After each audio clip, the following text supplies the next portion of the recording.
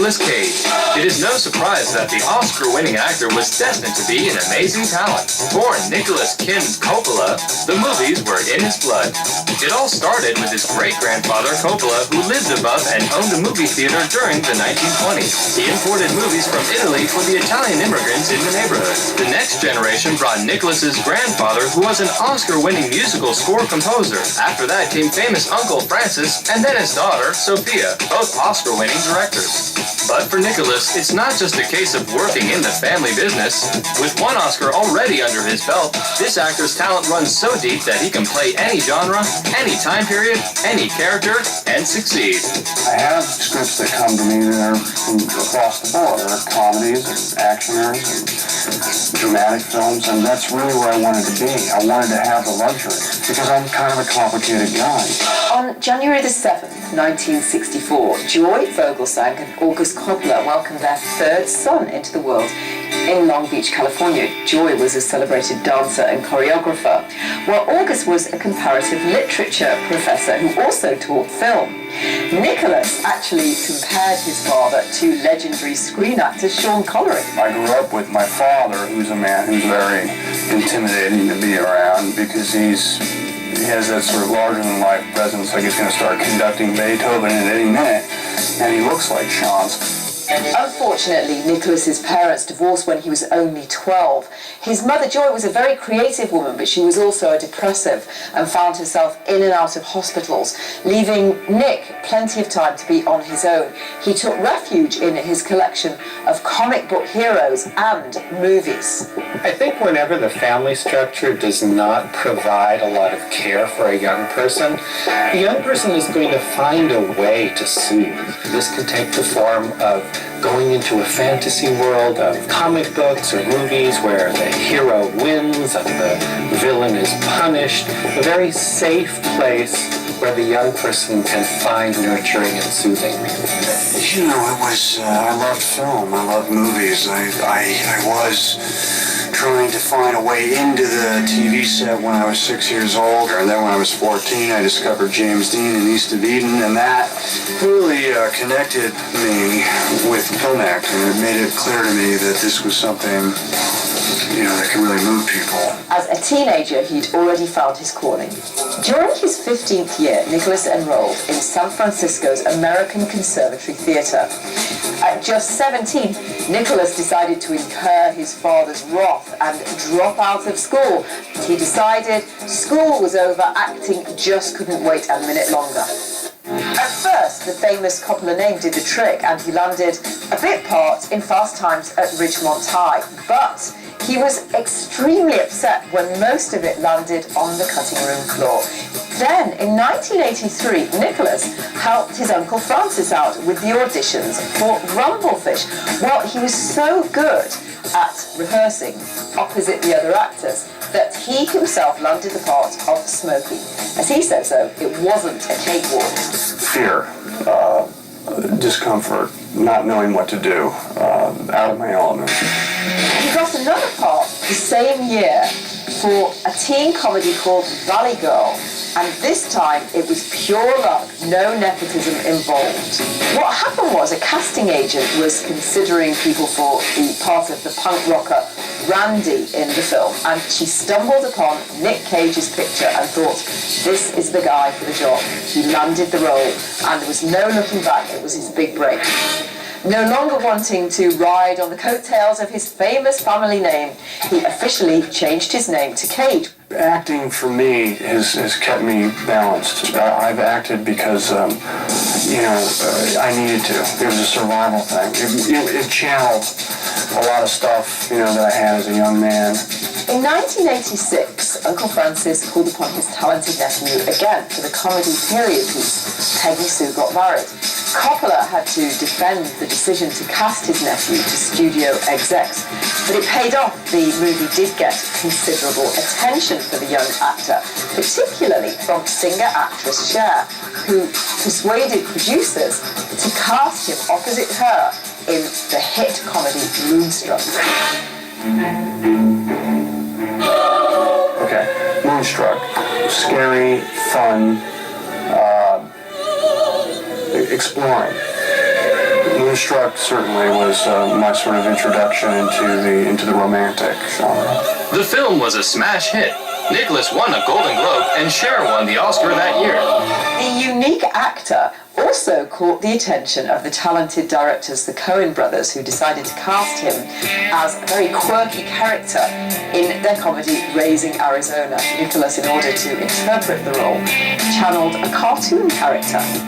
Woody Woodpecker is a character that has brought me a lot of laughs as a child, and I thought it was interesting to model this H.I. McDonough Raising Arizona after Woody Woodpecker's personality. It was very liberating, a liberating chance to not try to be so natural, not try to be so real, to break free.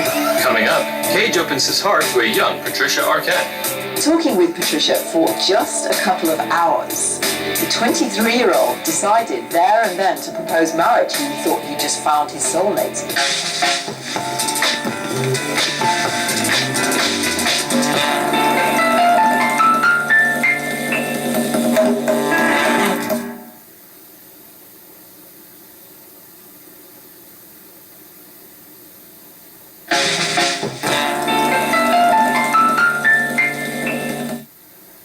1987, he happened to be at Cantor's, the famous Hollywood all-night delicatessen, and he bumped into 19-year-old stunning and up-and-coming actress Patricia Arquette, and the two of them had a lot in common, both coming from Hollywood dynasties. Talking with Patricia for just a couple of hours, the 23-year-old decided there and then to propose marriage. He thought he just found his soulmate. Well, Patricia was not convinced and was actually a bit spooked, and she asked him to come up with a list of impossible, virtually impossible things that he had to do before she would say yes. Well, she got even more spooked when he actually started to produce some of those things.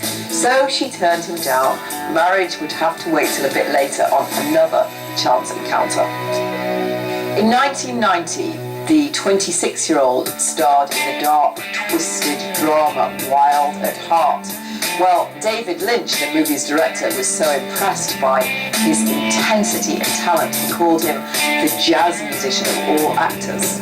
The new role opposite Laura Dern was perfect for Nicholas because he'd always been absolutely obsessed with Elvis and had his own collection of Elvis memorabilia. Again, it was an example of how he used his own personal experience and passion to really get into the role. I had looked to artists, other artists, and what they had done, and I thought, well, why can't that be done with acting? I thought, well, I'm going to take Elvis and I'm going to put my own interpretation on it. Nicholas had been paired with a number of gorgeous Hollywood women over the years, including Uma Thurman, but it wasn't until he was 28 that he met a woman who really changed his life completely. Model actress Christina Fulton. They had a child together, Weston Coppola Cage. And fatherhood, of course, was very significant, but it also brought around a kind of change in the tone of his next few roles. This was a change for me. I called it my Sunshine Trilogy. It started with Honeymoon in Vegas, and Guardian Cast was one of them, and then now this, It Happened to You. I wanted to change for a while. I'd done enough of the sort of outlaw, dark characters, and people were starting to think that I really was crazy or an outlaw. And I thought, no, you got this wrong. I'm acting. I'm going to show you that I can act, and here's what I'm going to do. I'm going to play a very normal, good guy. But in his real life, things weren't so good. He broke up with Christina, although they did try to keep amicable because of their son. But in his movie life, Nicholas recognized that the kind of roles he was taking, which were pretty light-hearted at the time, did help him to stay positive. It was a long road because to get where I am now, I had to go through some changes. There were some times, some pretty lean times, and luckily I had comedy to draw on. I had neglected the instinct, my natural instinct to be funny, because I had idols like James Dean and Marlon Brando, and so I was trying to do these sort of angst-ridden characters. Well, at some point people got tired of that, and then I had to switch gears and reach down and pull up, the comedy capability, and I think that got things going again. With the new responsibility of a child, Nick did turn his life around quite a bit and accepted his responsibilities seriously. He stopped some of the hell-raising, he stopped smoking, he stopped his fast racing, his driving. He did, however, keep some of his passions, including his collection of exotic cars. Besides the personal reasons for making popular feel-good movies, Nicholas saw them as long-term investments for his career. I realized at a certain point that it is called show business, and I know that I can get movies made if my movies sell. Right now I'm about to make a movie called Leaving Las Vegas, which is a little movie. But because I'm going to do it, I can get it financed, and it's an art film, which I'm really looking forward to doing. Leaving Las Vegas was a huge departure from the comedies Nicholas had been focusing on for the last few years. For me, the joy of acting is to keep changing not only characters, but also styles, genres. With his usual veracity, he puts everything into his performance of the depressed, suicidal, alcoholic character, fueling his own anguish to really portray this character with an extraordinary intensity. Leaving Las Vegas was another growing experience for me. It was, I think, a seminal film in my career in that everything came into focus with Leaving Las Vegas. Everything also came into focus for the Academy of Motion Pictures when Nicholas won the Best Actor Oscar for the role. He had a myriad of reactions to his win. But it was important to me because I grew up in a family where, other people in my family had Academy Awards. And so when I got it, and it's impossible, I don't care who you are, to not get caught up in it, it was like this validation where I could say, well, okay, guys, let's talk. I felt it was important to me in a family way. And Nicholas's family had just got bigger. One spring afternoon, he went to his favourite haunt in Hollywood, Cantor's Deli, again. And who should he bump into? As if fate had intertwined, it was Patricia Arquette. Now, by this time, both of their careers were well established, and each of them had a son. They got on like a house on fire once again, and this time,